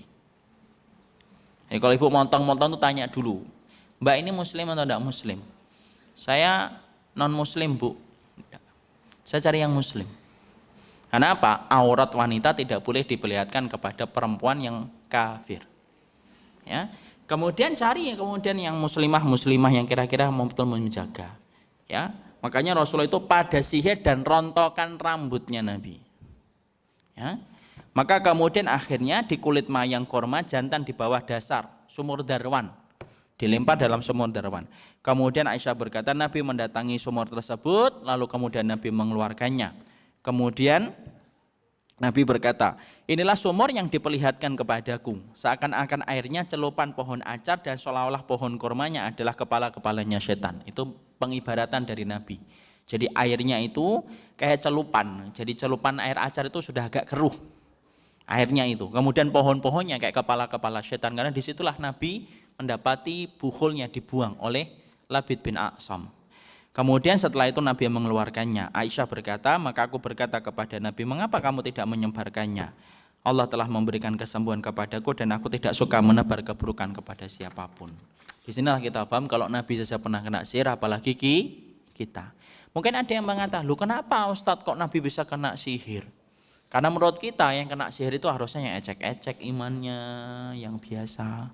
Maka jawabannya adalah Nabi kena sihir, akhirnya kita paham bagaimana syariat ruqyah. Coba kalau Nabi tidak pernah kena sihir, akhirnya kita nggak ngerti bagaimana cara meruqyah diri kita selaku umatnya. Dan yang kedua, kita sudah sering sampaikan, kita harus paham iblis dukun itu kedudukannya sebagaimana maling. Kalau ngelihat orang yang beriman semakin bertambah iman, semakin bernafsu dia untuk kemudian merongrong iman orang yang dia lihat ketika penuh dengan ketakwaan. Kayak maling itu kalau lihat rumah gede gitu, mobilnya mewah gitu, semakin berhasrat. Sebagaimana anjing ketika ngelihat tumpukan daging, netes itu air liurnya. Tapi kalau kemudian maling melihat ada rumah gubuk, kemudian dari rotan, sepedanya sepeda tahun 70-an, sepeda jengki gitu, nggak tertarik dia, ngapain saya bilang ini, nggak ada uangnya. Sama itu, setan pun sama, kalau ngeliatin orang gitu ya, sudah kemudian bermaksiat, dosa gitu, setan tuh udah biarin aja orang kayak gini, insya Allah masuk neraka ini. Tapi kalau lihat orang yang beriman, menjaga syariatnya dengan, dia kayak maling dia, ini orang harus saya obrak-abrik supaya betul-betul rusak. Nah itulah hikmahnya, kenapa Nabi akhirnya disihir oleh Labid bin A'sam. Barakallahu fikum, selesai surat Al-Falaq, kita nanti akan bahas surat Al-Ikhlas. Penyakit ain sebenarnya saya ingin menjelaskan, tapi biarlah ain itu nanti dijelaskan kapan-kapan oleh ustadz yang lebih berkompeten masalah ain. Tapi saya ingatkan ibu, kalau ibu dipuji siapapun, misalkan ada orang yang muji anaknya ibu, siapapun atau ibu dipuji, kemudian tolong sertakan supaya dia mengingatkan dengan nama Allah. Bahkan bukan hanya itu ibu, bahkan sampai semua barang-barang rumah-rumah kita gitu, usahakanlah nyebut nama Allah ketika memujinya. Habis bangun rumah, masya Allah, bagus betul ya, baca itu subhanallah. Kalau enggak bocor itu biasanya bocor, entah rusak, entah kena angin, entah apa, sertakan Allah dalam setiap apa yang kita ucapkan. Barakallahu fikum, ini yang dapat kita sampaikan. Tidak ada pertanyaan atau ada pertanyaan? Ada, silakan ibu. Saya mau jawab yuk.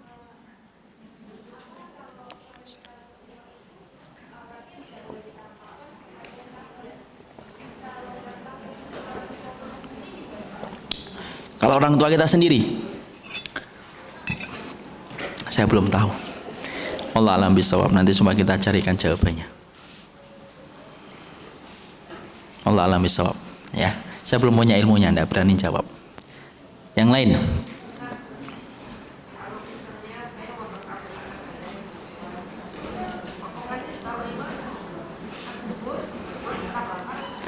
Dibuang aja ibu di tempat yang kira-kira tidak diambil orang, gitu aja.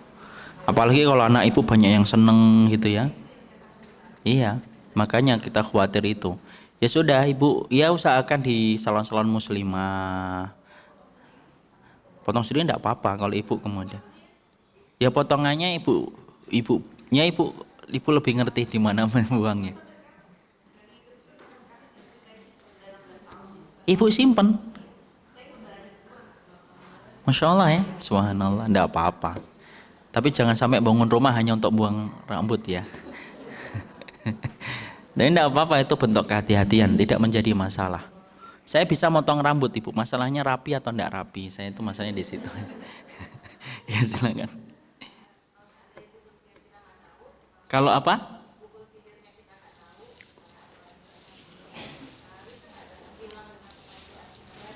Insya Allah moga-moga, tapi perjalanannya lebih berat, lebih mudah kalau baulnya sudah ketemu.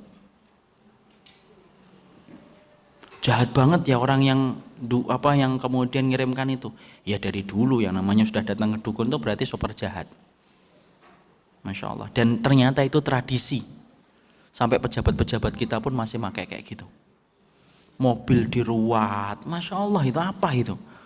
Undang tukang pawang hujan, itu fenomena kesyirikan itu, dan tidak layak untuk kemudian dilakukan.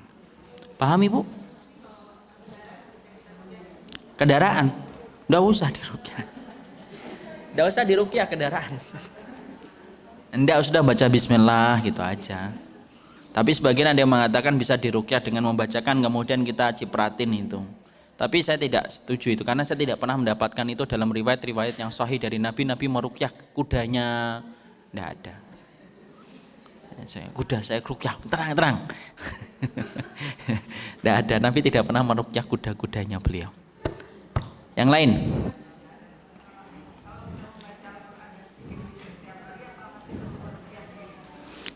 Iyalah setiap waktunya kalau mampu. Kan tidak rugi juga. Kalau ibu kemudian membaca ruqyah, kalau memang tidak ada jinnya, kan itu jadi pahala ibu membaca Quran kan? Iya, ke bagian-bagian tubuh yang dirasa itu berpotensi untuk datang gangguan dari situ. Tidak ada. Tidak ada waktu khusus terbaik untuk meruqyah. Tidak ada golden time untuk meruqyah. Ya. Bentar ibu. Ketika kita akan ruqyah, lebih afdol mana dibaca, ditiup, baru atau kita tempelkan tangan kita sambil baca. Ketika baca Al-Ikhlas, Al-Falaq, An-Nas. Ya, surat-surat ruqyah itu lebih afdol mana? Dibaca dulu. Lalu Ditiup dulu, dibaca. Ya, dan atau kita baca. Kita tiup dulu. Kemudian kita baca. Kita tempelkan. Oh, bukannya kita sambil baca? Enggak. Tangan sambil tempel ke bagian yang sakit. Enggak. Nanti saya bacakan riwayatnya, ditiup dulu, kemudian baru dibaca. Riwayatnya ada. Sebentar, saya bacain dulu ibu riwayatnya. Di tafsirnya, di kitab induknya ada. Kalau di sini saya tidak tahu.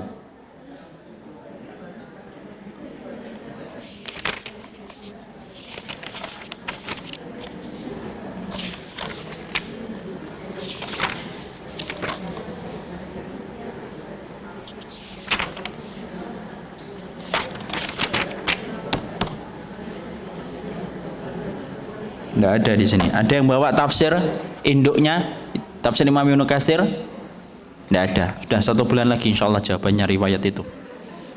Saya lupa ini. Ya, silakan ibu. Assalamualaikum warahmatullahi wabarakatuh.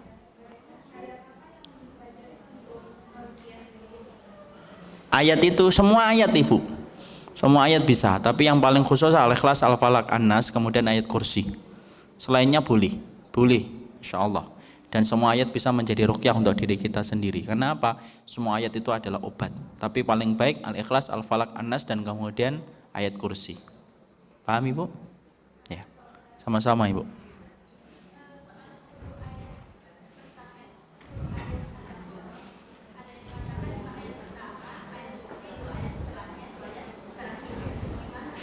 Empat ayat yang pertama, ayat kursi.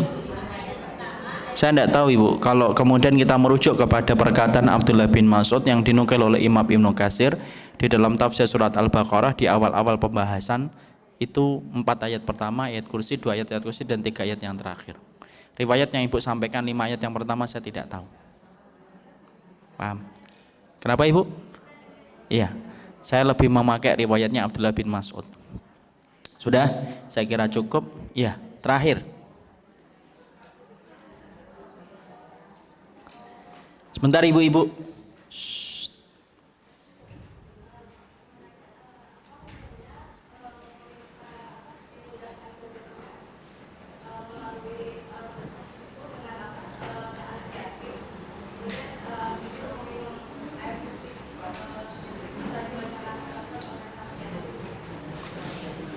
Apa hukumnya meminta dimudahkan jodoh melalui anak yatim yang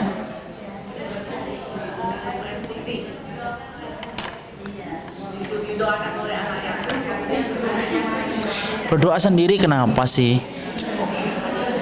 Berdoa sendiri aja Ibu. Itu saya khawatir itu menjadikan anak yatim menjadi komoditi. Pernah Nabi nggak ngumpulin anak yatim kumpul-kumpul, kita mau perang Badar nih, doain kita? Nggak pernah.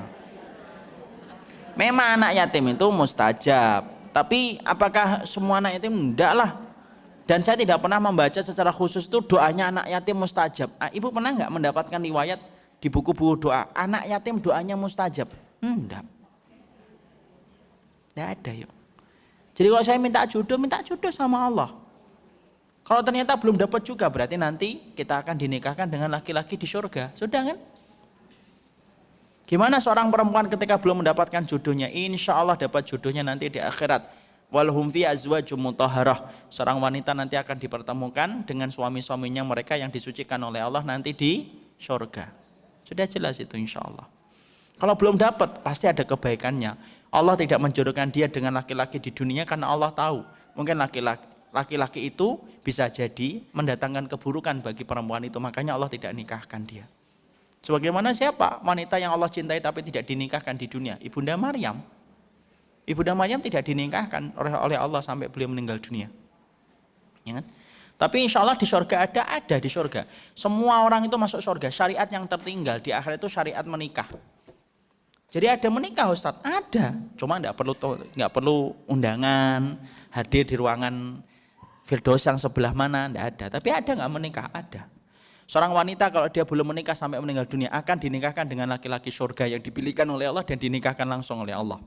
Wanita yang dia bercerai dengan suaminya dan tidak lagi rujuk dengan suaminya. Wanita ini kalau kemudian tidak menikah sampai dia meninggal sama dengan wanita yang belum pernah nikah. Yang ketiga, wanita apabila kemudian dia masuk surga, suaminya masuk neraka. Contohnya siapa? Asia. Maka dinikahkan dengan laki-laki penduduk surga yang sepadan dengan dia. Contohnya siapa? Asia. Dinikahkan dengan siapa? Rasulullah Shallallahu Alaihi Wasallam. Kemudian yang keempat, seorang wanita yang kemudian dia menikah dengan 4 suami, 4-4-nya masuk surga. Misalkan menikah dengan suami pertama meninggal, yang kedua meninggal, yang ketiga meninggal, yang keempat meninggal, 4-4-nya kumpul di surga. Masya Allah itu wanita luar biasa itu. Itu wanita kolektor penduduk surga, ya. Maka kemudian ada perempuan kayak gini, namanya Atikah. Nanti saya kali-kali, ibu tahu kan sahabat wanita Atikah? Nanti saya ceritakan. Atikah ini, oh masya Allah, beliau itu suaminya penduduk surga, nggak main-main. Maka kemudian gimana nanti dia ketemu? Nanti dia akan ketemu dengan 4 suaminya itu. Maka ada 3 riwayat. Dia akan bersama dengan suami yang terakhir. Ada riwayat yang mengatakan itu, sebagaimana riwayat Abu Darda. Yang kedua, ada salah satu yang mengomong bahwasanya dia itu akan nikah dengan yang paling baik akhlaknya. Allah yang memilihkan, ini yang paling baik akhlaknya sama kamu, lahir dan batinnya. Kemudian ada pendapat yang ketiga, dia akan memilih, laki-laki itu disuruh berdiri, maka disuruh milih perempuan itu, milih yang mana. Yang tiga gimana Ustadz? Sedih dong Ustadz. Itu kalau masih di TPC, ya. Kalau udah di surga enggak ada. Jadi enggak ada kesedihan. Kemudian wanita, kemudian dia dinikahi, kemudian dia nikah, suaminya kemudian meninggal dunia, kemudian dia meninggal dunia dulu, suaminya masih, kemudian suaminya nikah lagi. Dan ternyata masing-masing madunya itu masuk surga semuanya. Contohnya siapa? Ibunda Khadijah.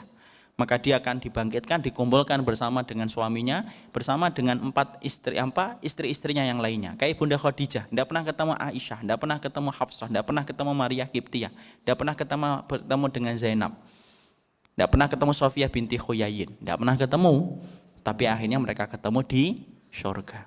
Ya. Nggak kemudian nanti suami istrinya, oh ternyata nikah lagi ya kamu ya. Masya Allah.